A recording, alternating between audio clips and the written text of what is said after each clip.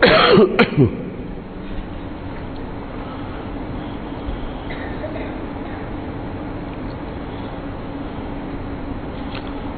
بالله من الشيطان الرجيم بسم الله الرحمن الرحيم الحمد لله الذي جعل الحمد مفتاحا لذكره وسببا للمزيد من فضله والدليلا على آلائه وعظمته وهو الذي ليس لقضائه دافع ولا لعطائه مانع فطر أجناس البدائع وهو الجواد الواسع الذي لا تزيده كثرة العطاء إلا جودا وكرما والصلاة والسلام على عبده وأمين وحيه سيدنا ومولانا أبي القاسم المصطفى محمد وعلى أهل بيته الطيبين الطاهرين الذين أذهب الله عنهم الرجس وطهرهم تطهيرا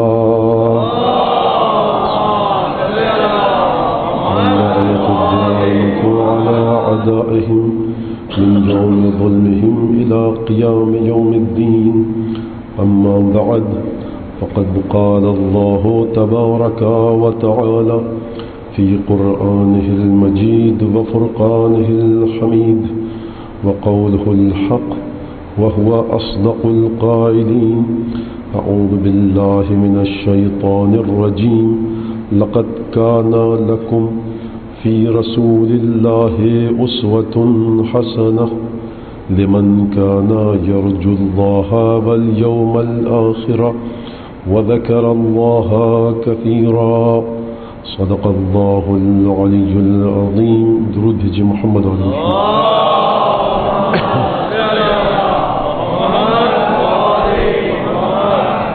عزیزان گرامی، سنت نبوی اور اس کی تجلیات کے عنوان کے تحت گفتگو کا یہ سلسلہ چل رہا ہے۔ اس سے پہلے کہ میں گفتگو شروع کروں، آپ حضرات کی خدمت میں یہ بات عرض کرنا چاہتا ہوں کہ انتظامیہ کی طرف سے اور بزم حسینی کے اراکین کی طرف سے جو آپ کو حفاظتی اقدامات اور حفاظتی انتظامات کے تحت جو گزارشات آپ کے سامنے پیش کی جاتی ہیں اس پر توجہ فرمائیے۔ کسی کو آپ کے جذبے میں، آپ کے ایمان میں کوئی شک نہیں ہے، لیکن یقیناً جو باتیں حکام بالا یا افسران بالا کی طرف سے بزم حسینی کی انتظامیہ کو کہی گئی ہیں اور ان کی مسلسل یاد دہانی کی جا رہی ہے، بزم حسینی کی انتظامیہ بھی مجبور ہے ان باتوں کو آپ تک منتقل کرنے کے لیے۔ مثلاً مجھے بتایا گیا کہ گاڑی میں ایک آدمی کا بیٹھنا ضروری ہے۔ اب یہ ہے مسئلہ، کیا کیا جائے؟ تو درخواست ہے، بہرحال آپ سے حکم تو میں نہیں دے سکتا کہ پوری طرح سے جو ہو سکتا ہے حفاظتی انتظامات میں مدد کیجیے، تعاون کیجیے۔ آپ کو جناب سیدہ اجر جزید عنایت فرمائیں۔ اور پھر کیونکہ حالات آپ جانتے ہیں، اور میں پھر وہی حدیث پڑھوں گا کہ چھٹے امام نے فرمایا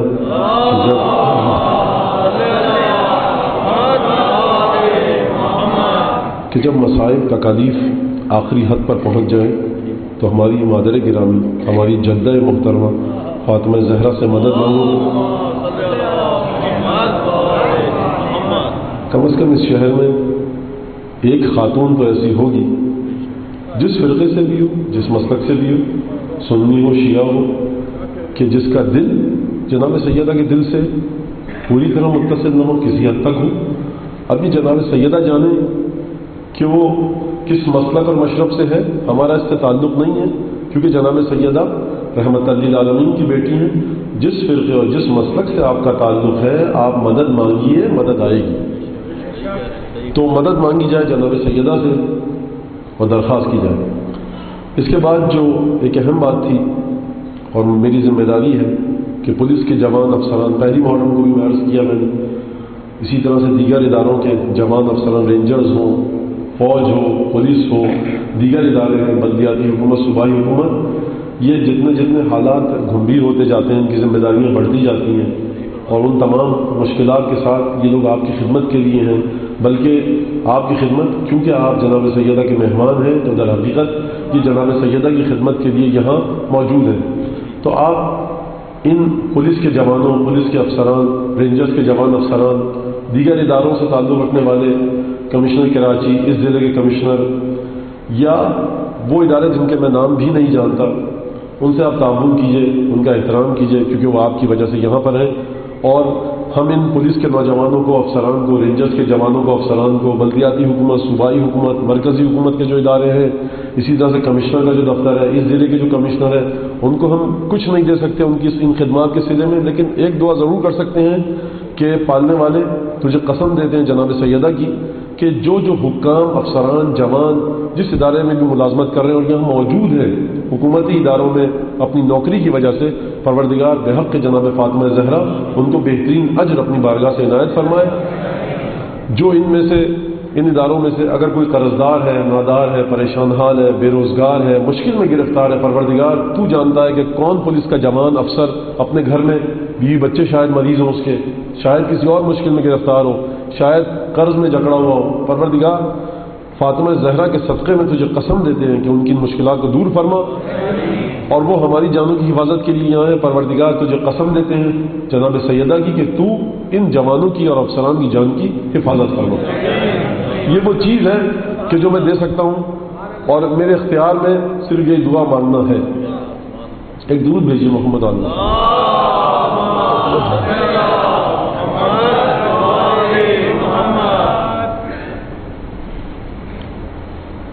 سنت نبوی اور اس کی تجلیات پر گفتگو ہماری چل رہی تھی، اور کل تک کی جو تقریر تھی جس مرحلے پر پہنچی کہ لوگ آہستہ آہستہ آ رہے، تو مجھے خلاصہ بتانے دیے تاکہ کل کی تقریر سے ربط دے کر پھر میں آگے گفتگو کے سلسلے کو بڑھاؤں کہ سنت نام ہے نبی کریم کے طور طریقوں کا، اور وہ طور طریقے یقیناً اس علم کے مطابق ہوں گے جو نبی اکرم کو عطا کیا گیا، اور وہ طور طریقے جو نبی کریم کو دیے گئے، وہ علم جو دیا گیا، ایک علم وہ تھا جو میں نے آپ کے سامنے پیش کیا۔ یہ خلاصہ پیش کر رہا ہوں، آپ حضرات یقیناً آپ کے اذہان میرے ساتھ ساتھ چل رہے ہیں کہ ایک علم وہ تھا جو نبی کریم کو دیا گیا، ما انزل الیک من، اور وہ علم جو ما انزل من قبلک، ایک وہ علم جو تمہیں دیا گیا اور ایک وہ علم نازل کیا گیا تم سے پہلے والوں۔ کچھ علم اس میں سے نبی کریم نے ظاہر کر دیا، کچھ علم کتنی مقدار تھی، 20%، 30%، 40%، یہ نبی کریم جانے۔ ایک حد تک مقدار علم کی نبی کریم نے مسلمانوں کو پہنچا دی، اس علم کی مقدار جو نبی کریم نے مسلمانوں کو پہنچائی کتنی تھی یہ خود حضرت جانتے ہیں، لیکن ایک اور چیز بھی سامنے آتی ہے کہ کچھ علم ایسا تھا کہ جو نبی کریم نے امت کو نہیں دیا۔ اس کی دلیل کیا ہے؟ قرآن کریم سورہ تکویر کی آیت وما هو علی الغیب بضنین، کہ ہمارا حبیب غیب کے سلسلے میں کنجوس نہیں ہے، بخل سے کام نہیں لیتا۔ ہمارا نبی اس مرتبے پر ہے کہ تمہارے اندر، تمہاری ذات میں جتنی استعداد اور صلاحیت ہوگی اسی حساب سے وہ غیب کا علم تمہیں دیتا رہے گا۔ اور ایک درود بھیجیے محمد آل محمد۔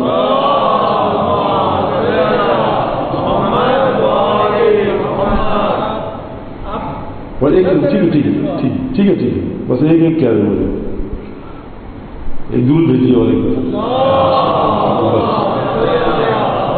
بہت شکریہ۔ تو دیکھیے عزیزان گرامی، یہاں پر مولا آپ کو خوش رکھے، سلامت رکھے، آپ کی زحمت کر رہے ہیں رضاداری کے فروغ کے لیے، خدا آپ کو اجر دے۔ تو دیکھیے وہ علم کہ جو ما انزل الیک کا تھا، وہ جو نبی کریم کو دیا گیا، کتنا دیا نبی کریم نے؟ قرآن کی آیت کہی وما هو علی الغیب بضنین، ہمارا حبیب غیب دینے کے سلسلے میں کنجوس نہیں ہے، بخل کا مظاہرہ نہیں کرتا، کسی قسم کی کوتاہی اور کمی نہیں کرتا۔ یہ آیت خود بتلا رہی ہے کہ جب یہ کہا جائے کہ وما هو علی الغیب بضنین، ہمارا حبیب غیب کا علم دینے کے سلسلے میں کنجوس نہیں ہے، اس کا معنی اور اس کا مطلب یہ ہے کہ تم اپنی استعداد کو اوپر بڑھاؤ، تمہیں دے گا۔ اور پھر میں نے کل آپ کے سامنے اس آیت کو پیش کیا کہ ان کنتم تحبون اللہ فاتبعونی یحببکم اللہ، اگر تم اللہ سے محبت کرو اللہ تم سے محبت کرے گا۔ اور پھر اس کے بعد گفتگو مباہلے کے مرحلے میں داخل ہوئی۔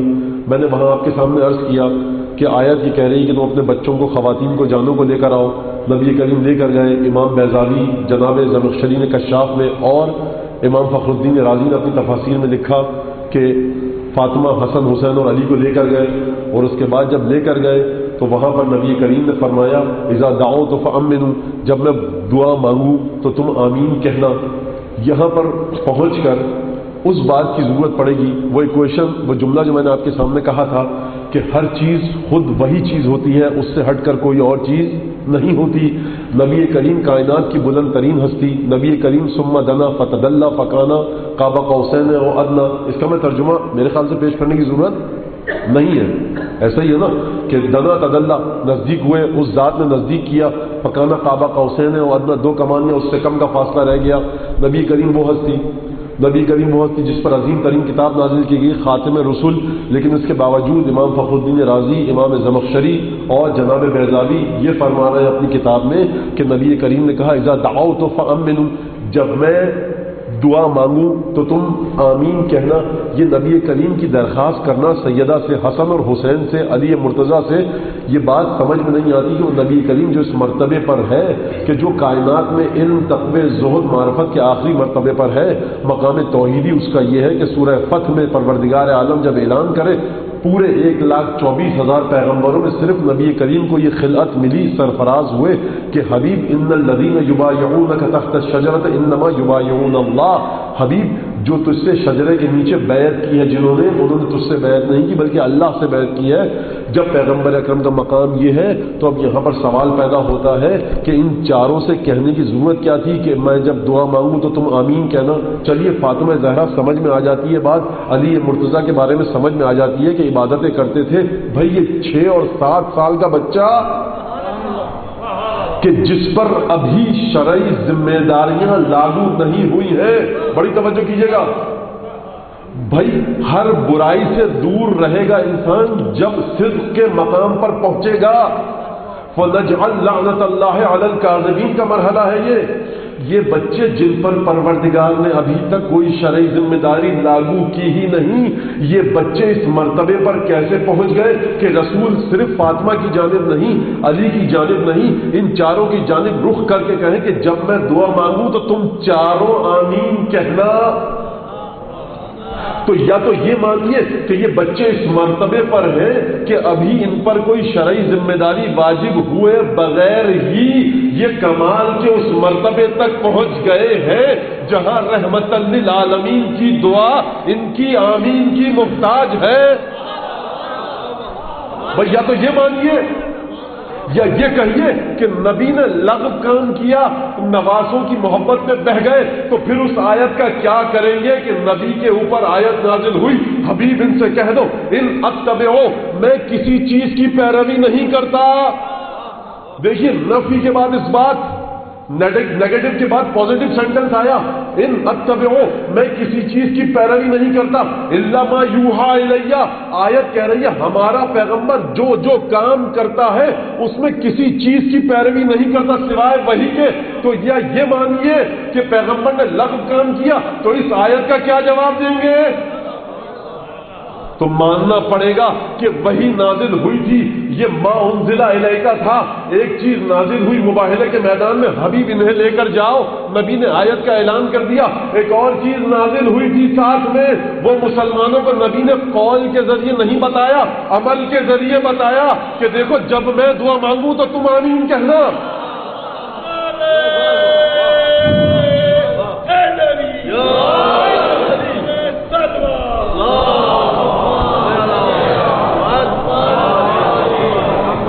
بھائی نفی اور اس بات کے درمیان کوئی تیسرا مرحلہ نہیں، یا ایک چیز ہے یا نہیں، ایک چیز یا موجود ہے یا نہیں، اگر ہے تو یہ ہے، اگر وہ ہے تو وہ ہے۔ اب آپ حضرات کو میں عادت دے چکا ہوں کافی خوش گفتگو سننے کی الحمدللہ، تو اب آیات کے حوالے سے گفتگو چل رہی ہے، آپ کے اذہان پوری طرح متوجہ میری طرف، تو آج انشاءاللہ بہت کم وقت میں گفتگو کا سلسلہ کہیں آگے تک پہنچ جائے گا۔ تو اس کا مطلب یہ ہے کہ نبی کریم محتاج ہے نبی کریم کیسے محتاج ہو گئے؟ حضور ہر مرحلے پر جو سوال میں آپ کے سامنے پیش کر رہا ہوں اس کا جواب بھی میں خود دوں گا۔ سوال اب یہاں پر کیا آیا کہ نبی کریم محتاج ہے؟ انک لعلی خلق عظیم، اس پر ابھی بعد میں گفتگو ہوگی۔ خلق عظیم پر ہے، رحمت للعالمین ہے، ہر چیز کو ان کے سائے میں رزق مل رہا ہے، پھر یہ فاطمہ علی حسن حسین کے محتاج کیسے ہو گئے؟ تو میں نے کل آپ کے سامنے یہ آیت پیش کی تھی کہ دیکھیے الیہ یصعد الکلم الطیب والعمل الصالح یرفعہ، اس کی جانب کلمہ طیبہ پرواز کرتا ہوا جاتا ہے اور عمل صالح اس کی سپورٹ میں اس کی مدد کرتا ہے، تعاون کرتا ہے، اعانت کرتا ہے، لے کر جاتا ہے۔ اس کا مطلب یہ ہے کہ نبی کریم کی زبان سے نکلنے والا جملہ، نبی کریم یہ فرمائیں گے اللہم اجعل لعنتی علی ہؤلاء، پروردگار میری لعنت کو ان لوگوں پر قرار دے۔ یہی تو طے ہوا تھا نا مباہلے کے میدان میں کہ نبی کریم کہیں گے کہ میری لعنت کو ان نصارہ پر قرار دے۔ یہ کلمہ طیب ہے یا نہیں؟ دیکھیے میں یہاں تک 10-15 منٹ دے دیجیے تاکہ میں گفتگو کو آگے بڑھاؤں۔ یہ کلمہ طیب ہے کیونکہ نبی کی زبان سے نکل رہا ہے، حکم دیا جا رہا ہے، کلمہ طیب ہے۔ قرآن نے کہا الیہ یصعد الکلم الطیب، کہ کلمہ طیبہ پروردگار کی جانب پرواز کرتا ہے، والعمل الصالح یرفعہ، اور عمل صالح کلمہ طیبہ کو مزید اوپر لے کر جاتا ہے۔ تو اب سمجھ میں آیا کہ فاطمہ زہرا، علی مرتضیٰ، حسن اور حسین کسی دوسری چیز کا نام نہیں بلکہ نبی کے اعمال کی تصویر ہے۔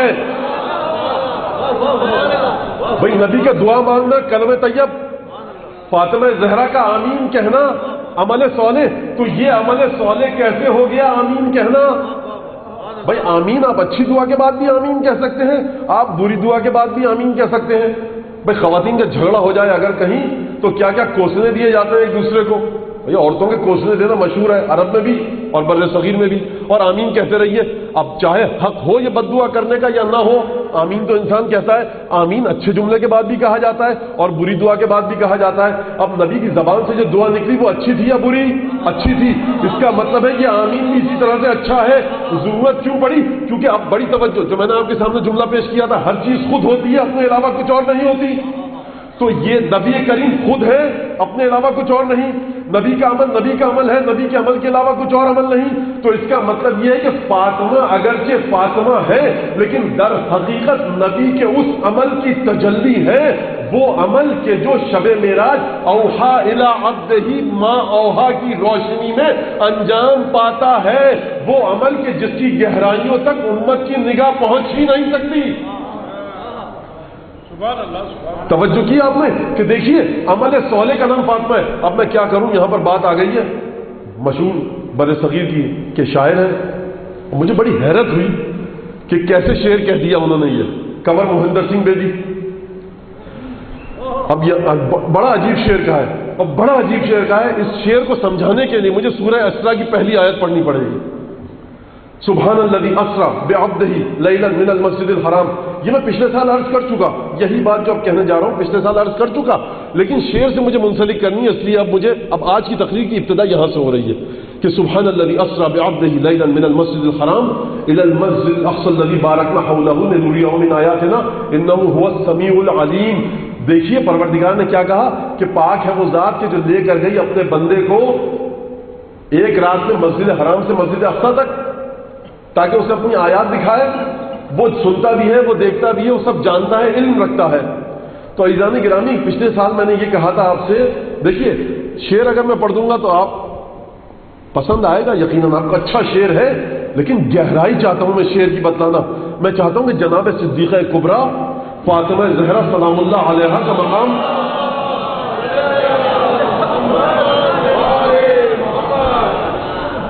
سمجھ میں آ جائے۔ دیکھیے جب آپ یہ کہتے ہیں، اب یہ پچھلے سال کی تکرار ہے، دہرا رہا ہوں میں معذرت کے ساتھ اب حضرات کی اجازت سے، اگر میں یہ میز اٹھا دوں ایک ہاتھ سے، کہیں بھائی مولانا میں بڑی طاقت تھی، ایک ہاتھ سے میز اٹھا دی، اور میں ایک ہاتھ سے 10 میزیں اٹھاؤں، آپ کہیں گے اور طاقت تھی، ایک ہاتھ سے گاڑی کو دھکا دے دوں، آپ کہیں گے بڑی طاقت ہے۔ تو جو پروردگار اس بات کا ذکر کرے کہ وہاں سے اٹھا کر اپنے حبیب کو وہاں لے گئے، تو یہاں طاقت کا لفظ آنا چاہیے، نہ سماعت اور بصارت کا، نہ علم کا۔ پروردگار کہہ رہا ہے کہ دیکھو پاک ہے وہ ذات جو اپنے حبیب کو وہاں سے لے کر وہاں تک گئی، انہ هو السمیع العلیم، وہ علیم بھی ہے، علم رکھتا ہے، بصارت رکھتا ہے، دیکھتا بھی ہے، علم بھی رکھتا ہے، سب کچھ جانتا ہے۔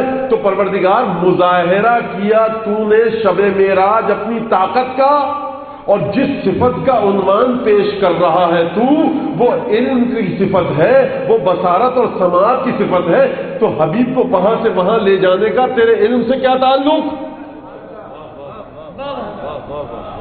اب یہاں تک اگر آپ پہنچ گئے تو دیکھیے اس کا مطلب، اور میں پچھلے سال عرض کر چکا، جناب زکریا کی دعا، جناب مادر مریم کی دعا، دیگر تمام انبیاء کی دعا، جناب یعقوب کی دعائیں، جتنے انبیاء ہیں سب کی دعائیں موجود ہیں قرآن میں۔ تو پروردگار عالم یہ بتلانا چاہ رہا ہے کہ کبھی تمہارے ذہنوں میں یہ خیال نہ آئے کہ بس ایک دفعہ خدا بیٹھا تھا، خیال آیا یکایک معراج پہ لے گیا، شب معراج مسجد حرام سے مسجد اقصی کی طرف، یہ ہمارا اپنے حبیب کو وہاں سے وہاں لے جانا، اس کے اندر اس حبیب کی ذات میں ہم نے کچھ ایسی چیزیں دیکھی کہ جن کی وجہ سے ہم اسے وہاں تک لے گئے، کیونکہ ہم نے دیکھی، ہم علم رکھتے ہیں، اس لیے ہم نے اپنے آپ کو کہا علیم۔ اور دیکھو کیونکہ ہم نے سنا اس لیے ہم نے اپنے آپ کو سماعت اور بصارت کا ذکر کیا۔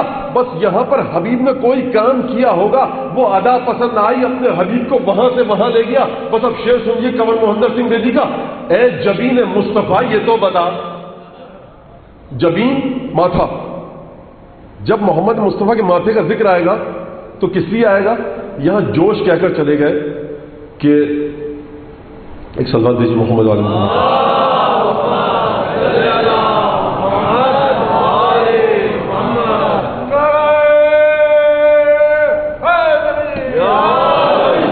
یہ پیشانی کہاں ٹکانے کا ذکر آئے گا؟ در پہ جاتے ہیں نہیں شاہوں کے فقیر اللہ کے، در پہ شاہوں کے نہیں جاتے فقیر اللہ کے، در پہ شاہوں کے نہیں جاتے فقیر اللہ کے، سر جہاں رکھتے ہیں سب وہاں ہم قدم رکھتے نہیں، سر جہاں رکھتے ہیں سب وہاں ہم قدم رکھتے نہیں۔ تو شاعر کا جہاں پہ جو در آل محمد پہ خدمت کر رہا ہے اس کا یہ حال ہے کہ جہاں سب سر رکھیں ہم وہاں قدم نہ رکھیں۔ تو جب جبین مصطفیٰ کی بات ہوگی تو کس چیز سے تعلق ہوگا؟ سوائے پروردگار عالم کے سامنے جھکنے سے کسی اور چیز کا تعلق نہیں ہو سکتا۔ کنور مہندر سنگھ بیدی کیا کہہ رہے ہیں؟ اے جبین مصطفیٰ یہ تو بتا، لیلۃ المعراج، شب معراج کس چیز کا نتیجہ ہے؟ نبی کریم کی مناجات کا ہے، توجہ، نبی کریم کی مناجات کا نتیجہ ہے شب معراج۔ کیا مناجات تھی؟ نماز عبادت، سر کو پیشانی کو جھکا دینا۔ اے جبین مصطفیٰ یہ تو بتا، کتنے سجدوں کا صلہ ہے فاطمہ،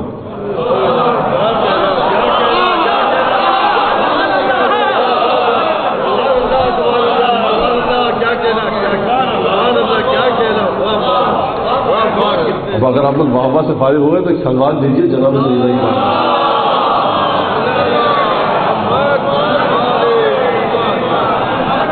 اے جبین مصطفیٰ یہ تو بتا، کتنے سجدوں کا صلہ ہے فاطمہ۔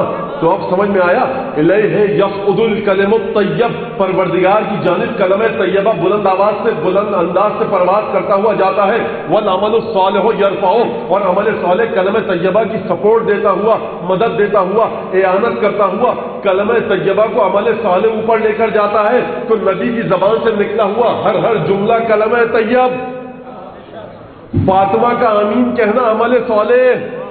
کوئی شخص اس جھمیلے میں نہ پڑ جائے کہ فاطمہ نبی سے آگے چلی گئی، نہیں حضور، کتنے سجدوں کا صلہ ہے فاطمہ، در حقیقت یہ نبی کی عبادت ہے، یہ فاطمہ نہیں، یہ نبی کی عبادت، کتنے سجدوں کا صلہ ہے فاطمہ۔ وما لأحد عنده من نعمة تجزا، سورہ لیل میں فرمایا وما لأحد عنده من نعمة تجزا، کل میں نے پڑھی آیت الا ابتغاء وجه ربه الاعلی، پروردگار کی بارگاہ میں کسی کو کوئی نعمت کسی کے لیے ہے ہی نہیں مگر یہ کہ جو سوائے خالصتا لوجهه الکریم، جو سوائے خدا کے کسی کو اپنے دل میں نہ رکھے۔ تو اب ذرا بتائیے کہ نبی کریم کے دل میں غیر خدا تھا یا نہیں؟ بھائی نبی کریم کی ذات میں سوائے خدا کے کوئی اور ہے ہی نہیں، اور یہ اس مرتبے پر ہے کہ ید اللہ فوق ایدیہم، تمہارا ہاتھ خدا کا ہاتھ۔ تو جو جس کی ذات میں سوائے خدا کے کچھ ہو ہی نہ، اس کی عبادتوں کا صلہ، اس کی عبادتوں کی تصویر کا نام ہے فاطمہ زہرا۔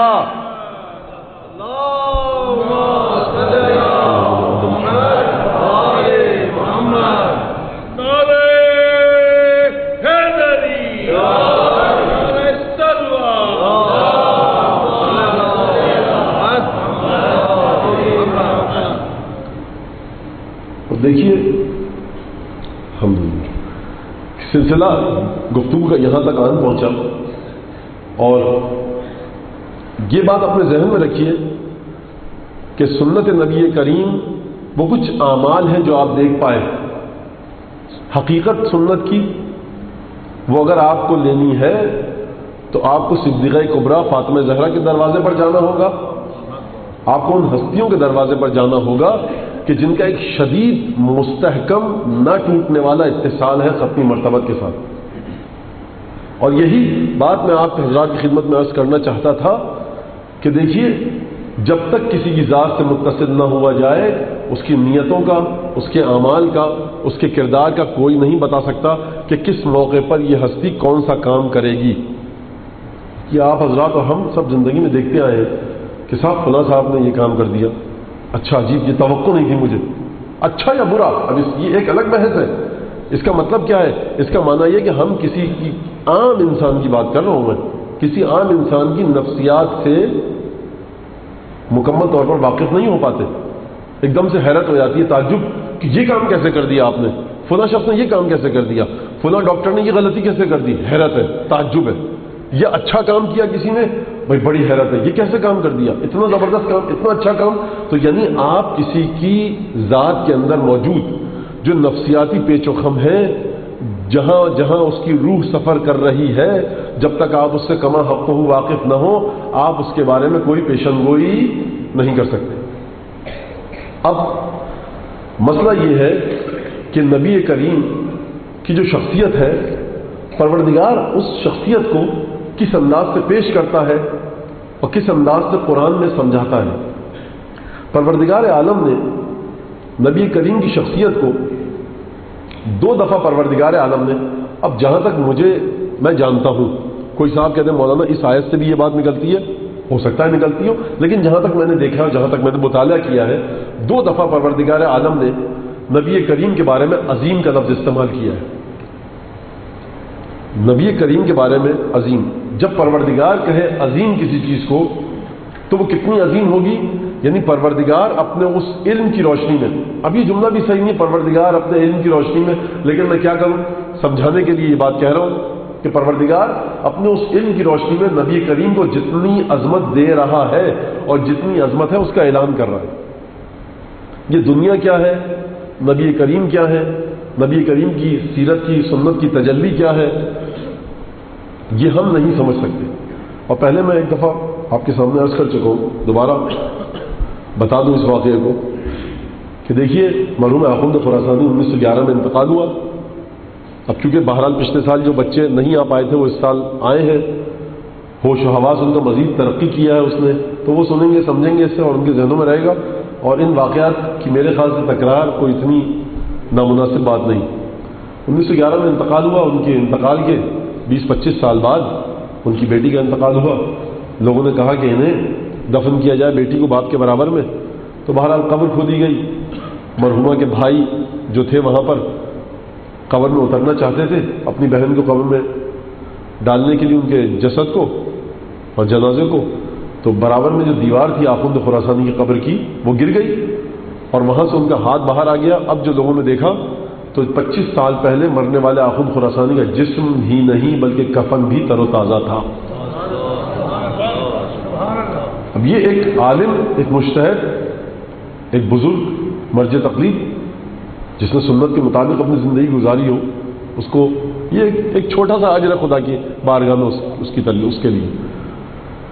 ان کو دیکھا جب کسی نے خواب میں مرنے کے بعد، کہا کہ حضور کیا ہوا، کہا کہ بہرحال بتایا یہ ہوا، پھر کہا کہ پھر کیسے، کہا کہ سید الشہداء نے مدد کی، کہا کہ اچھا، پھر فرمایا آخوند خراسانی نے خواب میں کہ دیکھو جب تک تم دنیا میں ہو سید الشہداء کی عظمت کو نہیں سمجھ سکتے، یہاں آ کر مجھے پتہ لگا کہ سید الشہداء کی سلطنت کتنی عظیم ہے۔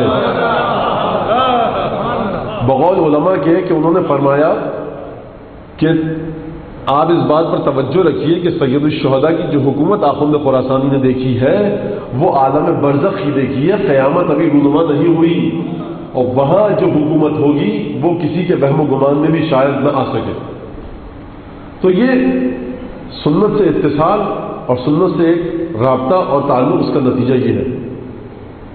परवरदिगार आलम दुनिया के बारे में सूरह निसा में फरमा रहा है, कुल मताउ दुनिया कलील। दुनिया की मता, दुनिया में जो चीज़ भी है दुनिया से ताल्लुक़ रखती है वो बहुत कलील है।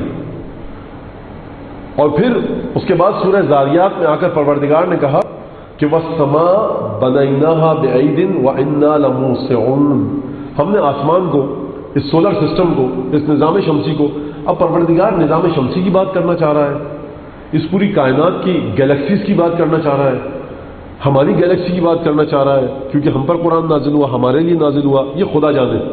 ये उन आयतों में से है कि जिनके बारे में नहीं कहा जा सकता कि इस आयत की जद में सिर्फ हमारा सिस्टम है या तमाम जितने भी गैलेक्सीज इस वक्त मौजूद हैं।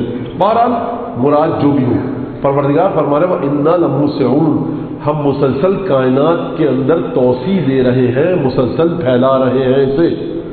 अब आप ये देखिए कि जो नज़रिया मौजूद है उलमाए फिजिक्सदानों के दरमियान, उलमाए तबीयात के दरमियान, कि constant expansion of the universe, कि कायनात मुसलसल फैल रही है, उसका इस आयत से कितना गहरा ताल्लुक है कि कायनात को मुसलसल परवरदिगार फैला रहा है। लेकिन उसके बावजूद ये कह रहा है कि देखो जिस कहकशा में तुम रहते हो इसमें हजारों लाखों निज़ाम शमसी मौजूद, एक सूरज तुम्हारी ज़मीन से कई हजार गुना बड़ा है, लेकिन इसी तरह की कहकशाएं और भी हैं, गैलेक्सीज और भी हैं। तो जो ऐसी कायनात हो, जो दुनिया ऐसी हो, उसके बारे में परवरदिगार ये फरमाए कि कुल मताउ दुनिया कलील, दुनिया की जो मालूमता है, दुनिया की जो चीज़ें हैं बड़ी कलील हैं। और परवरदिगार कह रहा है इन्ना ज़य्यना समा दुनिया बेज़ीनतिल कवाकिब, हमने दुनिया का जो ये आसमान है इसे एक जीनत दी है। नकरा लाया परवरदिगार बेज़ीनतिन, फिर बयान किया उसे अल कवाकिब, हमने एक जीनत दी है सितारे। परवरदिगार बड़ी आसानी से कहकर गुजर गया, लेकिन आज फिजिक्स पढ़ने वाले और एस्ट्रोनॉमी पढ़ने वाले आज तक हैरान है कि इन सितारों का एनालिसिस, इनकी रोशनी, इनका वजूद, अब वो जो सारे मसाइल हैं मेरा शोबा नहीं है। तो बहरहाल परेशान है अब तक, परवरदिगार कितनी आसानी से कहकर गुजर गया। सितारों पर तहकीक करने वाले उलमा से पूछिए, दानिश्वर हजरात से पूछिए, साइंटिस्ट से पूछिए कि सितारों की अपनी एक अलग दुनिया है और इसका मैथमेटिकल एनालिसिस जो है सिर्फ उस पर किताबें लिखी जा रही हैं, केमिकल एनालिसिस की बात छोड़ दीजिए अभी आप। तो परवरदिगार कायनात के बारे में इस अंदाज से गुफ्तगू कर रहा है कि हमने इस दुनिया को, आसमान को कुछ एक जीनत दी, सितारे टांके हमने यहाँ पर, और इतनी कायनात अजीम होने के बावजूद परवरदिगार ये कह रहा है कुल मताउ दुनिया कलील, दुनिया की मता, दुनिया का मालो मता, दुनिया का मालो अज़वा बहुत कलील है। यानी परवरदिगार इतनी बड़ी कायनात को, गैलेक्सीज पर मुश्तमिल कायनात को देखकर कह रहा है इनकी कुछ हकीकत नहीं, जो मालो मता है इसमें बहुत ही कम है। लेकिन जब हबीब खुदा मोहम्मद मुस्तफ़ा सल्लल्लाहु अलैहि वसल्लम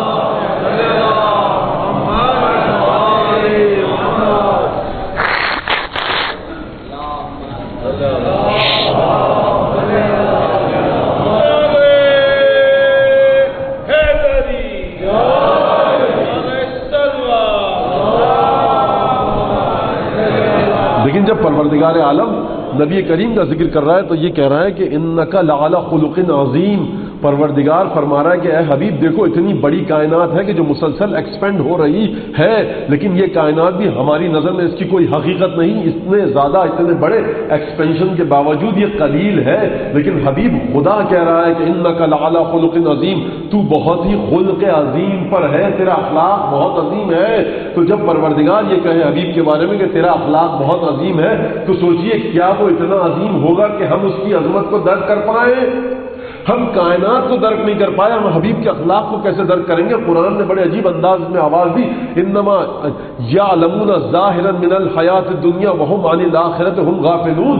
परवरदिगार ने कहा कि ये लोग सिर्फ और सिर्फ दुनिया की ज़ाहिरी जिंदगी में से कुछ जानते हैं। अगर परवरदिगार ये कह देता यालमूना ज़ाहिरल हयात दुनिया, ये दुनिया की ज़ाहिरी जिंदगी को जानते हैं, तो तब भी इंसान को करार आ जाता, सुकून आ जाता।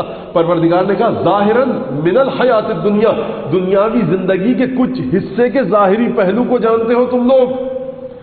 Physics, chemistry, astronomy, biology, zoology, जितने भी ये सारे शोबे हैं, जियोलॉजी को और शामिल कर लीजिए, इनसे पूछिए कि कितनी किताबें लिखी गई, शायद ये हॉल भर जाए کتابیں تب بھی باقی ہوں. پروردگار فرما رہا ہے یعلمون ظاہرا من الحیات الدنیا، یہ دنیاوی حیات کے ایک ذرا سے رتی برابر ظاہری گوشے کو سمجھ پائے یہ بنی نو انسان. تو سوچئے جب پروردگار دنیا کے بارے میں یہ کہے اور حبیب کے بارے میں آ کر کہے انک لعلی خلق عظیم، حبیب تم اخلاق کے بہت عظمت والے درجے پر ہو، تو وہ انسان جس کے بارے میں خدا یہ فرمائے کہ اے انسان تو ابھی تک اپنے اس تمام علم و دانش اور سائنس میں ترقی کے باوجود اے انسان تو ابھی دنیا کے رتی برابر علم تک پہنچا ہے، تو بتائیے کیا حبیب کے اخلاق تک آپ پہنچ پائیں گے؟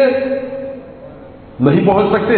اور پھر حبیب کے بارے میں کہا، دو جگہ عظمت کا لفظ استعمال کیا، وَعَلَّمَكَ مَا لَمْ تَكُنْ تَعْلَمْ وَكَانَ فَضْلُ اللَّهِ عَلَيْكَ عَظِيمًا. حبیب خدا نے تمہیں قرآن دیا، اس میں تمام چیزوں کا بیان تھا، اور دیکھو اللہ کا فضل تم پر بہت عظیم ہے. ان دو جگہ پر پروردگار عالم نے اپنے حبیب کو عظمت کے نام کے ساتھ یاد کیا. حبیب تم بہت عظیم ہو کیونکہ ہم نے تمہیں کتاب دی وہ عظیم، تمہارا اخلاق عظیم، یہ ہم نے تمہیں عطا کیا. اب یہ اخلاق جو اتنا عظیم ہے، یہ عظیم اخلاق اس کی خصوصیت کیا ہے؟ توجہ کیجیے گا، یہاں تک بات سمجھ میں آ گئی؟ ایک درود بھیج دیجیے آپ تاکہ میں ذرا تازہ دم ہو جاؤں.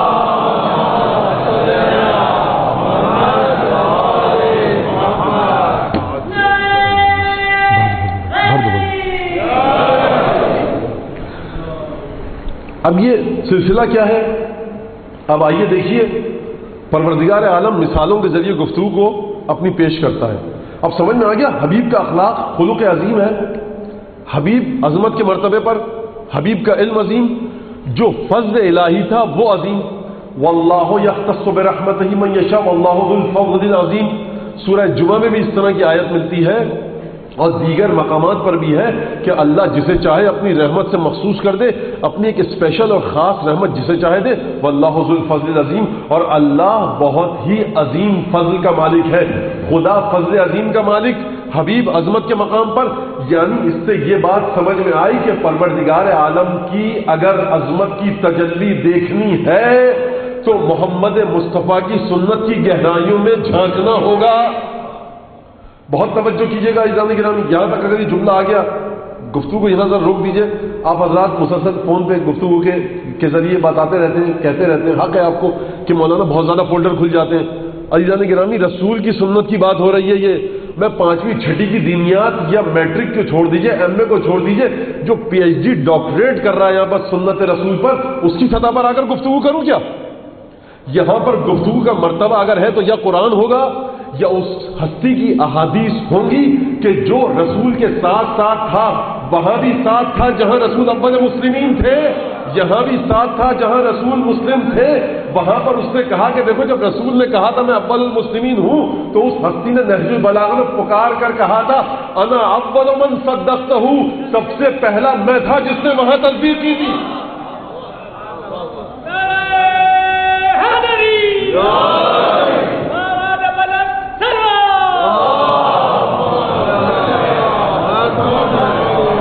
بھائی اب ان بادشاہوں کی سلطنتوں کے ذریعے تو میں رسول کی سنت کو نہیں سمجھا سکتا کہ جن کے دربار میں شراب کے جام بھی چلتے تھے، ہزاروں کنیزیں بھی تھیں، لیکن اس کے باوجود کہا گیا کہ صاحب یہ خلیفہ ہیں. جا کر دیکھ لیجئے بنو عباس اور بنو امیہ کی تاریخ موجود ہے، تواریخ میں موجود ہے. تو بھائی میں ان کے ذریعے تو نہیں سمجھا سکتا. برمکی خاندان کا آپ کے سامنے واقعات موجود ہیں. برامکہ خاندان عباسی خاندان کے بڑے نزدیک تھے، لیکن راتوں رات نہ جانے کیا ہوا کہ اتنے ڈھیر سارے برمکی خاندان کے لوگوں کو قتل کروا دیا گیا. یا میں ان بادشاہوں کے ذریعے سنت پر گفتگو کروں کہ جنہوں نے اپنے 8-8 10-10 بھائیوں کو مروا دیا، باپ کو قید کر دیا، اور اس کے باوجود سب سے زیادہ متقی مغل بادشاہ کے نام سے پہچانے جاتے ہیں. بھائی قرآن کی اس آیت کا کیا کروں کہ جہاں قرآن تمام امت سے مخاطب ہو کر یہ کہہ رہا ہے وَخْفِضْ لَهُمَا جَنَاحَ الذُّلِّ مِنَ الرَّحْمَةِ، اپنے ماں باپ کے سامنے اپنے کندھوں کو ذلت کے ساتھ جھکا دو. اور یہ بادشاہ سلطنت کی تگ و دو میں انہوں نے اپنے باپ اور بھائیوں کو قتل کروا دیا. کیا سنت کو ان کے ذریعے سمجھا جائے؟ یا ان بادشاہوں کی بات کروں کہ جب امریکہ میں ہارورڈ بن رہی تھی تو یہ تاج محل بنوانے میں مصروف تھے. یا ان بادشاہوں کی بات کروں کہ جن کے محل سے باہر نہ خوشحالی کا کوئی رواج تھا، نہ علم اور تمدن کا کوئی رواج تھا. یا غرناطہ کی اس تہذیب کی بات کروں کہ جس کو مسلمان، جس اسلامی تہذیب کو، جس سنت کو صرف فلک بوس عمارتوں میں محبوس کر کے جس کا مطالعہ کرتا ہے، اگر یہ مسلمان چلا جاتا مدینے کی اس گلی میں جہاں علی بن ابی طالب چلتے ہوئے آ رہے ہوتے، تو شاید ہم میں سے کوئی مسلمان علی بن ابی طالب کو سلام بھی نہ کرتا۔ جس بوسیدہ لباس میں، جس بوسیدہ گھر میں علی بن ابی طالب رہتے تھے، کیونکہ ہماری نگاہیں مادیت میں محصور ہیں، ہماری نگاہیں مادیت میں منجمد ہیں، ہم سنت کو سمجھتے ہیں کہ سنت غرناطہ کی تہذیب کا نام ہے، ہم سنت کو سمجھتے ہیں کہ مغل بادشاہوں کی تہذیب کا نام ہے، عباسی اور اموی سلطنت کی تہذیب کا نام ہے۔ سنت نام ہے اوحا الی عبدہ ما اوحا کا، اور جو اوحا الی عبدہ ما اوحا کا وارث ہوگا اسے حق ہے سنت کو ڈیفائن کرنے کا، اسے حق ہے سنت کو سمجھانے کا۔ کسی کو یہ حق حاصل نہیں، کسی کو یہ حق حاصل نہیں۔ بھائی سنت کی بات ہے، یہ کوئی میری اور آپ کی تھوڑی بات ہے کہ جو آپ کو اچھی لگے بات، اب آپ کو لاکھ بری لگتی رہے صاحب بات یہ کہ مولانا نے کیسے کہہ دیا، بری لگے آپ کو تو لگے، میں کیا کروں؟ میں رسول کی عظمت اور عزت کو دیکھوں یا آپ کی پسند ناپسند کو دیکھوں؟ تو دیکھیے یہاں پر عجیب مرحلہ ہے، عجیب مرتبہ ہے کہ پروردگار عالم نے اپنے حبیب کو کہا وَكَانَ فَضْلُ اللَّهِ عَلَيْكَ عَظِيمًا، حبیب تم پر خدا کا فضل بڑا عظیم تھا۔ متاع الدنیا قلیل، اب اس کا ترجمہ کرنے کی تو ضرورت نہیں ہے، متاع الدنیا قلیل، متاع دنیا قلیل، تم عظمت کے مرتبے پر، پروردگار فرمائے عظمت کے مرتبے پر۔ اب جب یہاں تک بات ہو گئی تو اب حبیب کی زندگی میں پروردگار عالم سمجھائے کیسے لوگوں کو؟ سمجھانے کا پروردگار کی سنت ایک یہ رہی ہے ان اللہ لا یستحی ان یضرب مثلا ما بعوضۃ فما فوقها، کہ خدا کو شرم نہیں آتی اس سے کہ خدا مثال دیتے وقت مچھر یا اس سے بھی کسی حقیقی چیز کی مثال دے دے۔ تو اب دیکھیے وہی قرآن کی آیتیں ہیں، رسول کی سنت ہے، اب فولڈر پہ فولڈر کھلتے رہے بقول آپ حضرات کے، لیکن میں کیا کروں؟ لیکن یاد رکھیے جس طرح سے کھولے ہیں اسی طرح سے بند کروں گا، اب یہ میری ذمہ داری ہے۔ اب اگر آپ ان کھلتے ہوئے فولڈروں کے ساتھ نہ چل پائیں تو میں اس کے لیے آپ سے بہت معذرت چاہتا ہوں، کیونکہ میں چاہتا ہوں کہ مطلب کا، مضمون کا، مواد کا جہاں تک حق ہے وہ ادا ہو جائے، اپنی کوشش کر رہا ہوں۔ اب اس میں اگر آپ کو یقیناً تکلیف ہوتی ہے اور آپ تھک جاتے ہیں تو اس کا میرے پاس کوئی علاج نہیں ہے۔ میں آپ سے پہلے دن معافی کا خواستگار تھا، آج بھی معافی کا خواستگار ہوں اور انشاءاللہ اسی طرح معافی مانگتا رہوں گا۔ تو دیکھیے پروردگار عالم مثالوں کے ذریعے اپنی بات سمجھا رہا ہے، پروردگار عالم مثالوں کے ذریعے اپنی بات سمجھا رہا ہے۔ جب پروردگار عالم نے سورہ نور میں گفتگو فرمائی اپنے نور پر تو کیا کہا؟ اللہ نور السماوات والارض مثل نورہ کمشکاۃ فیہا مصباح المصباح فی زجاجۃ، اور اسی طرح گفتگو چلی اور آخر میں آ کے کہا وَيَضْرِبُ اللَّهُ الْأَمْثَالَ لِلنَّاسِ لَعَلَّهُمْ يَتَفَكَّرُونَ، اللہ مثال دیتا ہے لوگوں کے لیے کہ یہ لوگ ذرا تفکر کریں۔ مثال کے ذریعے گفتگو کرے گا انسان کے ساتھ پروردگار، جانتا ہے کہ انسان تیرا علم کچھ نہیں ہے، تم یعلمون ظاہرا من الحیات الدنیا، ظاہر حیات دنیا کو جانتے ہو، تو ہم مثال کے ذریعے تم سے گفتگو کریں گے کہ اللہ کا نور ایسا ہے ایسا ہے ایسا ہے ایسا ہے۔ اب اس کا ترجمہ میں نہیں کر رہا کیونکہ میرا جو مدعا ہے وہ اس وقت یہ آیت نہیں۔ اب پھر کل کوئی صاحب مجھ سے کہہ دیں گے مولانا آپ نے اس آیت پر گفتگو نہیں کی۔ حضور بعض چیزوں کو مقرر ذاکر چھوتا ہوا جاتا ہے اور بعض چیزوں پر رک کر اسے واضح کرتا ہے، یہ اب ایک مقصد ہوتا ہے خاص، کیونکہ ادھر گفتگو چلے گی تو بہت پھیل جائے گی، اس لیے میں اشارہ کر کے جا رہا ہوں کہ یہاں پر ان آیتوں کو پڑھنے کا مقصد یہ ہے کہ پروردگار مثال کے ذریعے اپنی بات کرتا ہے۔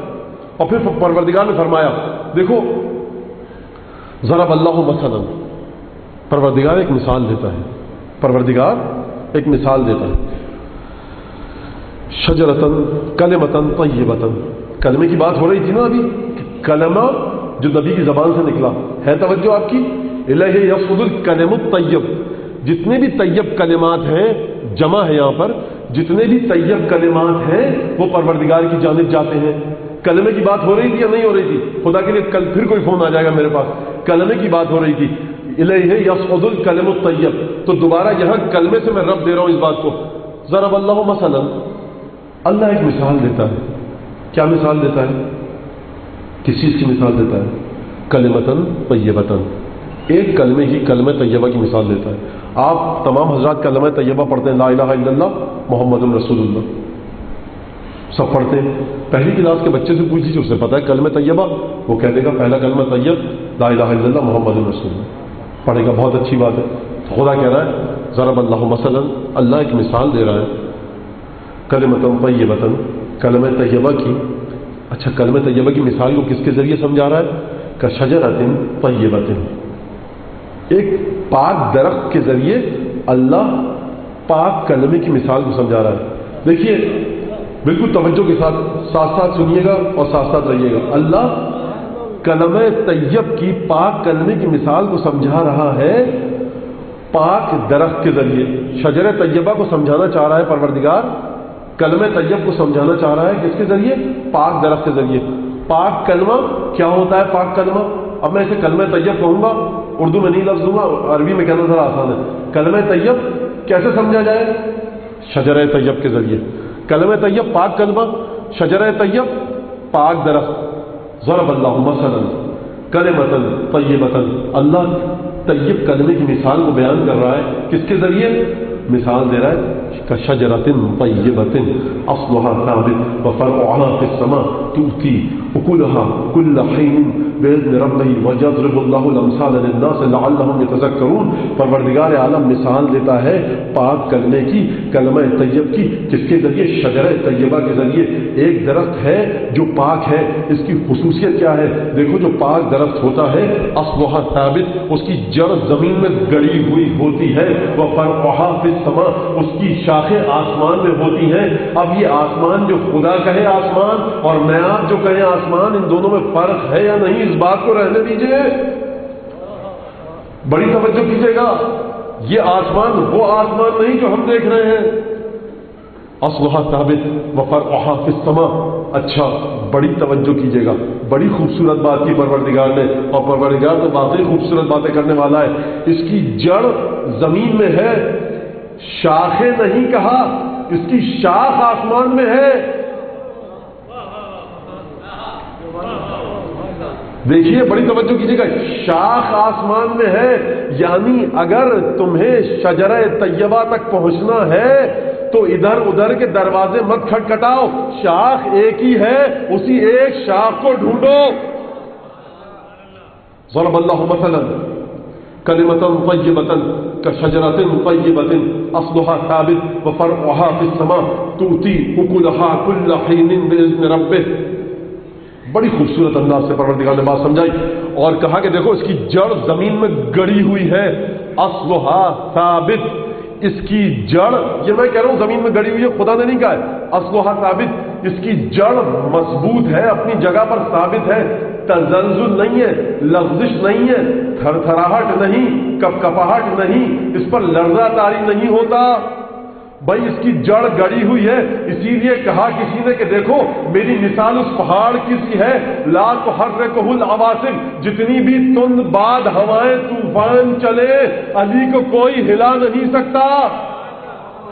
भाई अस्लुहा साबित, इसकी जड़ गड़ी हुई है, व फरउहा फिस्समा, इसकी शाख आसमान में है। और इसकी खुसूसियत यह है, जब जड़ की बात की, जब शाख की बात कर दी, तो दरख्त का हमेशा फल हुआ करता है। तूती उकुलहा कुल्ल हीनिन बिइज़्नि रब्बिह, इसका फल हमेशा इसके परवरदिगार की इजाजत से मुसलसल आता रहता है। ये दरख्त मौसम का मोहताज नहीं। बड़ी तवज्जो, हर दरख्त मौसम का मोहताज है, ये मौसम का मोहताज क्यों नहीं है? क्योंकि इज़्ने रब आ चुका है, परवरदिगार की इजाजत आ चुकी है। तूती उकुलहा कुल्ल हीनिन बिइज़्नि रब्बिहिम, हर लम्हा, हर लहजा ब लहजा, सेकंड को तुम जितना तकसीम करो इसका फल मुसलसल आता रहता है। ये मौसम का मोहताज नहीं। क्यों? क्योंकि मौसम परवरदिगार का मोहताज है, परवरदिगार मौसम का मोहताज नहीं। जो मौसम हमारा मोहताज है, हमारे इज़्न से मौसम आता है। हम अगर किसी को इज़्न दे दें, चाहे मौसम हो या ना हो, इसका फल मुसलसल निकलता रहेगा। तूती उकुलहा कुल्ल हीनिन बिइज़्नि रब्बिहा, इसके रब की इजाजत से मुसलसल ये फल देता रहता है। व यज़रिबुल्लाहु अल-अमसाल लिन्नास, और अल्लाह अपने लोगों के लिए, बंदों के लिए, लोगों के लिए मिसाल देता है, ये लोग नसीहत हासिल कर लें। और देखो मसलो, फिर दूसरी मिसाल, जब पाक दरख्त की मिसाल दे दी तो अब किसी गंदे और नजिस दरख्त की भी मिसाल देगा परवरदिगार कि देखो जब भी फल तोड़ना जाकर उस पाक दरख्त के पास जाना, किसी नजिस दरख्त के पास ना जाना। ये परवरदिगार आलम फरमा रहा कुरान है। मसलो कलिमतिन खबीसतिन کشجرۃ خبیثۃ اجتثت من فوق الارض ما لها من قرار. دیکھو اللہ مثال بیان کرتا ہے نجس کلمے کی، خبیث کلمے کی، گھناؤنے اور غلیظ کلمے کی. کس کی طرح؟ اس درخت کی طرح کہ جو شجرہ خبیثہ ہے.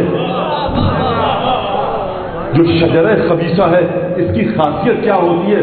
ما لہا من قرار. اس کو قرار ہے، اسے قرار نہیں ہے. اجتثت من فوق الارض، اسے زمین سے اس کی جڑوں کو اکھیڑ لیا گیا ہے.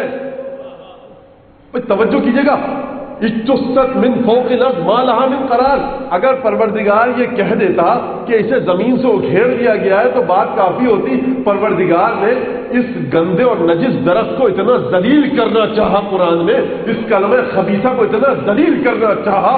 اتنی پھٹکار ہے اس شجرہ خبیثہ پر پروردگار عالم کی. اس کلمہ خبیثہ پر اتنی لعنت ہے ملائکہ کی، اتنی لعنت ہے خدا کی کہ پروردگار کہہ رہا ہے زمین سے بھی اکھیڑ لیا گیا اور اس سے کوئی قرار بھی نہیں. اسے کوئی قرار بھی نہیں. ما لہا من قرار اجتثت من فوق الارض، اسے زمین پر سے اکھیڑ دیا گیا. اب سمجھ میں آیا شجرہ طیبہ کیا ہے، کلمہ طیبہ کیا ہے. اب سمجھیے وہ کلمہ جسے آپ دن رات پڑھتے ہیں، لا الہ الا اللہ محمد رسول اللہ، اس کی عظمت کیا ہے؟ وہ کلمہ طیبہ ہے، وہ زمین میں جمع ہوا ہے. اصلها ثابت وفرعها فی السماء. اسی لیے نبی کریم نے فرمایا کہ پروردگار کے میزان میں قیامت میں لا الہ الا اللہ سے بڑھ کر کوئی چیز نہیں. اچھا بات ختم ہو جاتی تو میں بھی ختم کر دیتا. پروردگار نے آیت کے سلسلے کو آگے بڑھایا. یثبت اللہ القول الثابت یثبت اللہ بالقول الثابت. اللہ قول ثابت کے ذریعے ان لوگوں کو مضبوط رکھتا ہے. کن لوگوں کو؟ للذین آمنوا، ان لوگوں کو کہ جو ایمان لائے قول ثابت کے ذریعے مضبوط رکھتا ہے. پروردگار تیری بارگاہ میں ایک سوال ہے، قرآن تیری بارگاہ میں ایک سوال ہے. جب یہ لوگ ایمان لے آئے، ایمان کب لاتا ہے انسان؟ لا الہ الا اللہ محمد رسول اللہ پڑھا، ایمان لے آیا. اب پروردگار کہہ رہا ہے کہ یہ لوگ جو لا الہ الا اللہ کہہ چکے، یہ لوگ جو محمد رسول اللہ کہہ چکے، انہیں کسی ثابت قول کے ذریعے، کسی مضبوط کلمے کے ذریعے پروردگار یثبت اللہ الذین آمنوا بالقول الثابت فی الحیات الدنیا وفی الآخرہ، انہیں زندگی میں دنیاوی حیات میں بھی پروردگار ثابت قدم رکھے گا اور انہیں آخرت میں بھی ثابت قدم رکھے گا. تو جا کر ذرا دنیا ڈھونڈے کہ لا الہ الا اللہ محمد رسول اللہ کے بعد آخر وہ کون سا قول ہے جو قول ثابت ہے.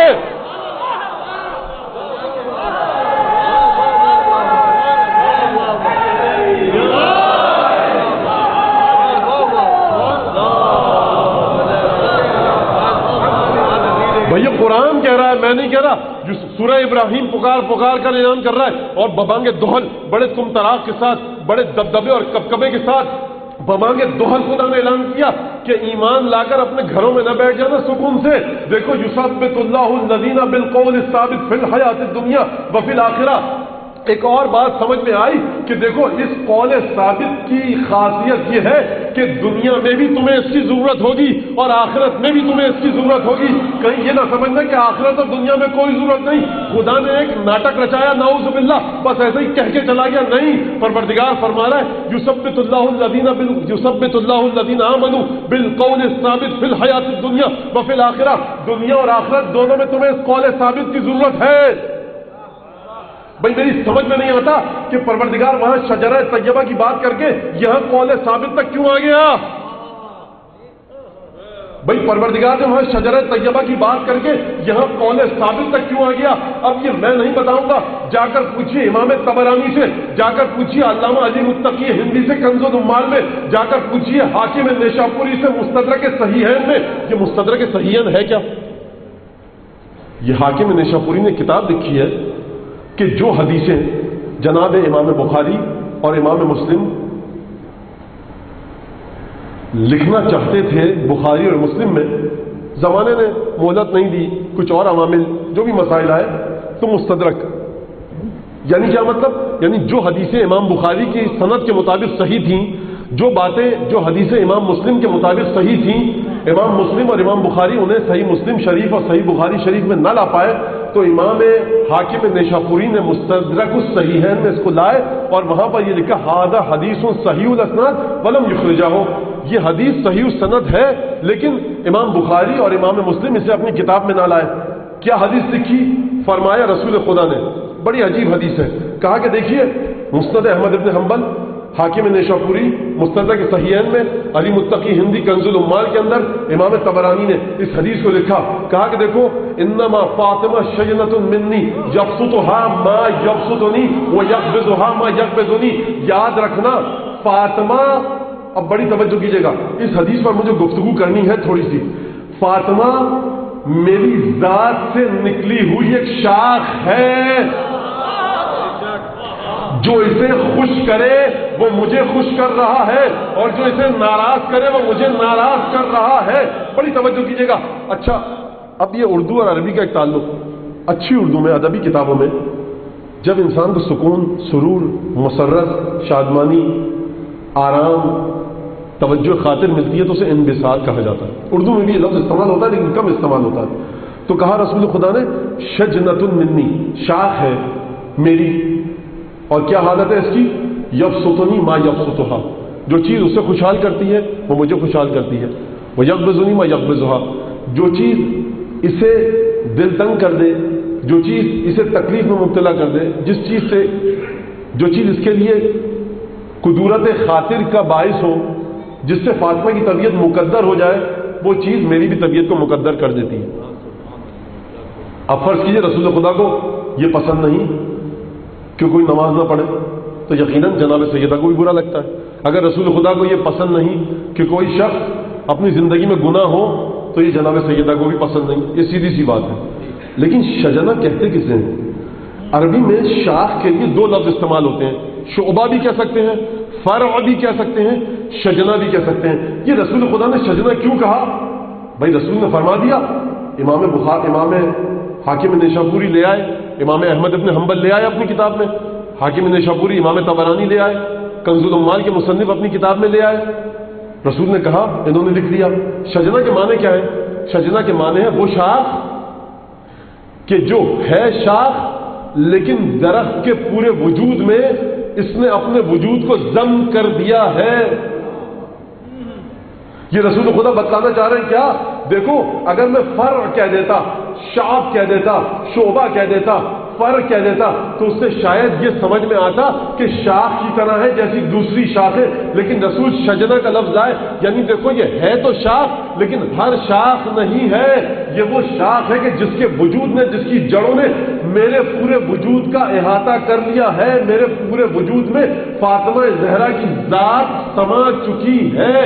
تو اب سمجھ میں آیا، یثبت اللہ الذین آمنوا بالقول الثابت، کہ لا الہ الا اللہ محمد رسول اللہ کے بعد تو قول ثابت کیا ہے جو شجرہ طیبہ سے متصل کرے گا؟ وہ ذات ہے فاطمہ زہرا کی کہ جو شجرہ طیبہ سے متصل کرے گی، وہ ذات ہے فاطمہ کی جو شجرہ طوبہ کا مصداق ہے، وہ ذات ہے سیدہ کی کہ جس تک اگر پہنچ گئے تو کلمہ طیبہ تک پہنچ جاؤ گے، شجرہ طیبہ تک پہنچ جاؤ گے، اور اگر نہ پہنچے فاطمہ تک تو شجرہ خبیثہ تک پہنچو گے، کلمہ خبیث تک پہنچو گے۔ لاکھ انسان لا الہ الا اللہ محمد رسول اللہ پڑھتا رہے، بھائی خدا فرما رہا ہے نا، یہ تو یثبت اللہ الذین آمنوا، وہ لوگ کہ جو ایمان لے آئے، ایمان لانے کے بعد بھی انہیں اس بات کی ضرورت ہے کہ وہ ایک قول ثابت تک جائیں۔ وہ قول ثابت کیا ہے؟ اس کا تعلق کیا ہے کلمہ طیبہ سے؟ بڑی توجہ کیجیے گا، گفتگو کو کمال تک پہنچا دوں کہ جو سوچ کر آیا تھا، دیکھو ان اللہ یبشرک، اے مریم اللہ تجھے بشارت دیتا ہے، بکلمۃ منہ اسمہ المسیح عیسی ابن مریم، اے مریم تجھے اللہ بشارت دے رہا ہے ایک بچے کی، ایک لڑکے کی، کہ وہ اللہ کا کلمہ ہے، اس کا نام ہے مسیح عیسیٰ ابن مریم۔ تو اس کا مطلب یہ ہے کہ جب عیسیٰ مسیح وہ کلمہ ہے جو اللہ سے تعلق رکھتا ہے تو ختمی مرتبہ کو کلمہ کیوں نہ کہا جا سکے؟ تو ایک کلمہ وہ ہے کہ جو آپ اپنی زبان سے جس کا اظہار کرتے ہیں، جس طرح سے میں نے کہا کہ سنت، قرآن، حدیث، ہر چیز کا ایک ظاہری پہلو ہے، ایک باطنی پہلو ہے۔ سنت کا ظاہری پہلو جو اعمال آپ نے دیکھے، باطنی پہلو جو ما انزل الیک کے مرتبے پر ہے، قرآن کا ظاہری پہلو وہ قرآن جو آپ کو یاد ہے، جو آپ حفظ کر چکے ہیں، جو آپ نمازوں میں پڑھتے ہیں. باطنی پہلو لو انزلنا ھذا القرآن، پہاڑ پر آ جاتا قرآن تو پہاڑ ریزہ ریزہ ہو جاتے. وہ قرآن کہ جو سیرت بہ الجبال اور قطعت بہ الارض اور کلم بہ الموتى، وہ قرآن کہ جس کے ذریعے پہاڑوں کو اڑایا جا سکتا ہے، زمین کی مسافتوں کو طے کیا جا سکتا ہے، مردوں کو زندہ کیا جا سکتا ہے. وہ قرآن یہ باطنی پہلو ہے، وہ ظاہری پہلو. تو دیکھیے ہر چیز کا جو خدا نے نازل کی ایک ظاہری پہلو ہے، ایک باطنی پہلو ہے. قرآن کے باطنی پہلو تک کم از کم میں نہیں پہنچ سکا کہ قرآن پڑھوں، مردوں کو زندہ کر دوں، زمین پر سفر کرنے لگوں، پہاڑوں کو اڑا دوں. تو دیکھیے کلمے کے ظاہری پہلو تک ہم پہنچ پائے کہ لا الہ الا اللہ محمد الرسول اللہ ہے. لیکن پروردگار فرما رہا ہے کہ تم لوگ جب ایمان لے آؤ، یثبت اللہ الذین آمنوا، اللہ ثابت رکھتا ہے ان لوگوں کو کہ جو ایمان لا چکے ہیں.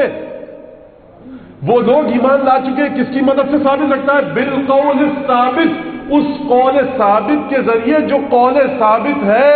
تو دیکھیے توجہ کیجئے گا، اللہ پر ایمان بھی اگر آپ کو اس کی ضرورت ہے تو اس ایمان کے لیے بھی قول ثابت کے وسیلے کی ضرورت ہے.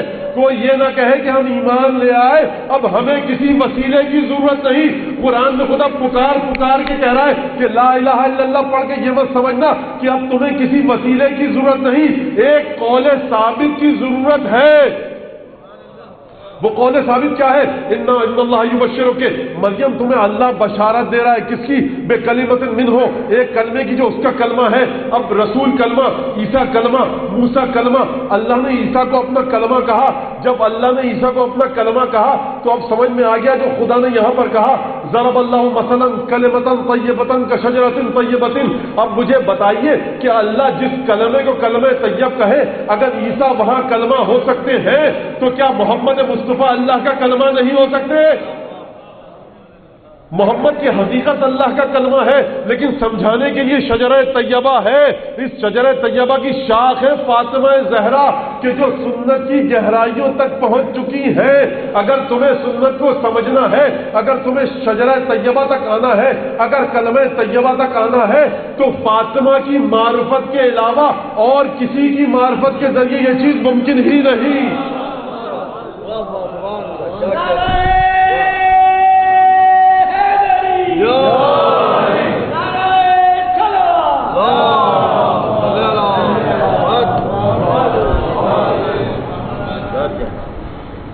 بڑی عجیب بات ہے، کس انداز سے پروردگار گفتگو فرما رہا ہے قرآن. بس آپ اس شہزادے کا ماتم کرنے کے لیے جمع ہوئے ہیں کہ جس کا علم اور جس کا الوداع دونوں بڑی عجیب تھی. جنبہ عرش اپنا دھڑک ہے دل دونی، جنبہ عرش اپنا دھڑک ہے دل دونی، اصغر کے پالنے کو ہلا خود کی شمیم، زلف حسین کھل کہ بہے دجلہ نسیم، درآ حجاب قدس میں اے بندہ عظیم، پہرے ہیں یہ لہو میں انہیں سرخ رو کرو، زہرا کے آنسوں سے فرشتوں وضو. ایک دفعہ مختلف تاریخیں ہیں، مختلف مقاتل ہیں، نہیں سمجھ میں آتا کہ کس مقتل کے ذریعے اس شہزادے کی مصیبت کو، مسائل کو، تکلیف کو بیان کیا جائے. منقول ہے کہ جب چھٹے امام سے پوچھا کہ مولا مشکلات میں کیا کریں، تو آپ نے کہا کہ جب بعض مشکلات کے لیے خدا کو قسم دو مظلوم کے خون کی. کہا کہ یہ مظلوم کا خون کس کا ہے؟ آپ کے بابا کا، دادا کا، جدہ کا. کہا کہ یہ سب مظلوم ہے، لیکن دیکھو خدا کو قسم دو اس شش ماہے کی کہ جو کربلا میں شہید ہوئی. جنبہ عرش اپنا دھڑک ہے دل دونی، اصغر کے پالنے کو ہلا خود کی شمیم، درآ حجاب قدس میں ہے بندہ عظیم، پہرے ہیں یہ لہو میں انہیں سرخرو کرو، زہرا کے آنسوؤں سے فرشتوں وضو کرو. اور ایک دفعہ جب حسین نے، آپ سنتے آئے ہیں، ایک دفعہ صدا استغاثہ بلند کی، خیمے میں کوہرام مچ گیا. کیا ہوا؟ کہا کہ مولا بچہ بے چین ہے. کیوں؟ آپ جانتے ہیں مادر اصغر ساتھ ہے، کئی پہر سے پانی کی بندش ہو چکی ہے، یہ بچہ شیر خوار ہے، شیر مادر خشک ہو چکا ہے، بچہ کرے تو کیا کرے؟ کہا کہ اچھا لاؤ دو ناول نے طفل، مجھے بچہ دو ذرا، شاید میں اسے پانی پلا کر لے آؤں۔ میں کہوں گا مولا ہاتھوں کو جوڑ کر اصغر کو مقتل میں نہ لے جائیے مولا۔ ایک دفعہ حسین نے بچے کو اپنی آغوش میں لیا، بس مختصر مسائل وقت گزر چکا ہے، 2 اشک بھی اگر آپ کے نکل آئے تو امید یہ ہے کہ جناب سیدہ علی اصغر کی دادی جدہ محترمہ شاید ہم سے خوشحال ہو جائیں۔ بس ایک دفعہ حسین نے ابا کا دامن ڈالا اصغر پر اور مقتل کی طرف لے کر آئے۔ لشکر یہ سمجھا کہ حسین قرآن لے کر آ رہے ہیں۔ میں کہوں گا لشکر سے کہ یہ قرآن نہیں ہے، یہ فاطمہ کے خاندان کا ایک سپارہ ہے۔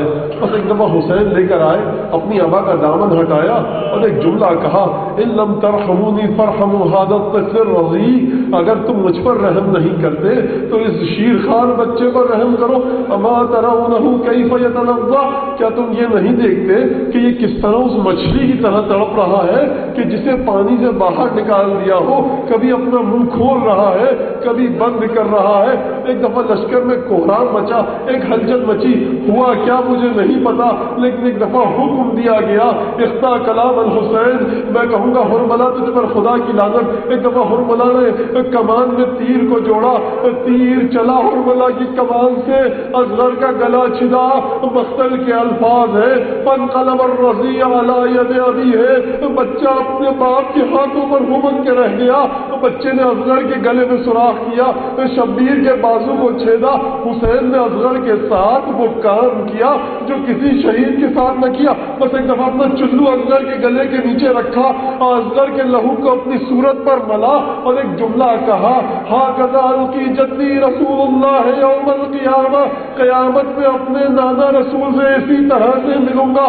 بس ایک دفعہ اصغر نے ہمک کر دیکھا حسین کی طرف۔ آپ جانتے ہیں نا، ہر شخص جو گیا تھا ذوالجناح پر سوار ہو کے گیا تھا، گھوڑے سے زمین پر آتا تھا، حسین کو سلام کرتا تھا۔ اصغر نادان ہے، بے زبان ہے، کیسے کہیں بابا ہماری خبر لیجئے، بابا ہماری گردن میں تیر سے وقت ہو گیا، بابا ہمیں درد ہو رہا ہے، یہ کیسے کہا اصغر نے؟ بس ایک دفعہ گردن کا رخ حسین کی طرف کیا، مسکرا کر کہا، بابا بھیا اکبر گئے سلام کیا، چچا آپ بات گئے آپ کو سلام کیا، ہم آپ کو سلام کیسے کریں؟ بس ہماری گردن کا من کا ڈھلکنا ہی آپ کو سلام ہے۔ بس حسین لے کر آئے خیام کی جانب۔ علامہ محمد حسین اصفہانی کہتے ہیں، مولا حسین یہ اصغر کو کہاں لے کر جا رہے ہیں؟ اگر مادر اصغر پوچھے گی کہ مولا جب اصغر کو سفید کرتا پہنایا تھا یہ سرخ کیوں ہو گیا، تو مادر اصغر کو کیا جواب دیں گے؟ بس ایک دفعہ حسین آئے، کیا مراحل پیش آئے یہ خدا جانتا ہے، لیکن اس شہید کی عظمت کو سمجھ لیجئے۔ جب حسین نے اصغر کی لاش کو ہاتھوں پر اٹھایا نا تو ہاتف غیبی نے صدا دی، غیب سے آواز آئی، داعی ہے حسین اصغر کا غم نہ کرو، فَإِنَّ لَهُ مُرْضِعًا فِي الْجَنَّةِ، ہم نے اصغر کے لیے جنت میں ایک دودھ پلانے والی حور کا بندوبست کیا ہے۔ نہ جانے اصغر کی شہادت سے حسین پر کون سا غم کا پہاڑ ٹوٹا تھا کہ غیب سے تسلی دی گئی۔ بس حسین آئے، پشت خیمہ پر بیٹھے، میر انیس نے مرثیہ دیا، اور ننھی سی قبر کھود کے اصغر کو گاڑ کے شبیر اٹھ کھڑے ہوئے، دامن کو جھاڑ کے اصغر کے اوپر مٹی ڈالی، مٹی میرے ہاتھوں سے گرائی نہیں جاتی۔ میر انیس حسین کا مرثیہ پڑھ رہے، مولا حسین کی زبان حال ہے، مٹی میرے ہاتھوں سے گرائی نہیں جاتی، یہ چاند سی صورت ہے چھپائی نہیں جاتی۔ اصغر تیری چاند سی صورت پر حسین کس طرح مٹی ڈالے؟ حسین نے اصغر کی قبر پر مٹی ڈالی۔ آپ جانتے ہیں نا دفن کے بعد پانی ڈالا جاتا ہے، حسین نے گریہ کیا، گویا بتلانا چاہتے ہیں کہ بیٹا اصغر پانی کہاں سے لاؤں؟ حسین کے آنسو تیری نظر ہے، ننھی سی قبر کھود کے اصغر کو گاڑ کے شبیر اٹھ کھڑے ہوئے، دامن کو جھاڑ کے، یعنی پروردگار عباس تھا لٹا دیا، اکبر لٹا دیا، اولاد عقیل و جعفر تیری راہ میں ذبح کروا دی، سب کی جوانیاں تیری بارگاہ میں لٹا دی۔ پروردگار حسین کے پاس اب آخری اصغر بچا تھا، وہ بھی فاطمہ کا لاڈلا تھا، اس کی قال لعنة الله على القوم الظالمين وسيعلم الذين ظلموا أي منقلب ينقلبون اللهم بحق محمد وآل محمد صل على محمد وآل محمد وعجل فرجهم وأهلك عدوهم من الجن والإنس من الأولين والآخرين بعد ذلك اللهم إنا ننشدك بدم المظلوم اللهم إنا ننشدك بدم المظلوم اللهم إنا ننشدك بدم المظلوم اكفنا ما أهمنا پروردگار جو من ممنانها جس حاجت کو لے کر آئے پروردگار ان کو جلانا غیر مظلومیت کی قسم دیتے ہوئے پروردگار ان کی حاجتوں کو پورا فرما صحت و سلامت فرما اور ہزار جہاں جہاں بھی ان کی جان و مال عزت اور ان کی حفاظت فرما پروردگار جو لوگ قرآن کے رسول کے دشمن قسم دیتے ہیں ایک بڑی لشکر رہانی کی ازگر کی لہو کی عزت کی شہادت کو جلد از جلد اس کو قبول فرما امام زمانہ کو اس سے راضی فرما ہمیں ان کے انصار اعمال میں شامل فرما پروردگار ان آنسوؤں کو نشوں کو اس خدمت کو پروردگار جناب امام زمانہ جناب سیدہ کی بارگاہ میں شرف قبولیت سے گھر کے لیے سرفراز فرما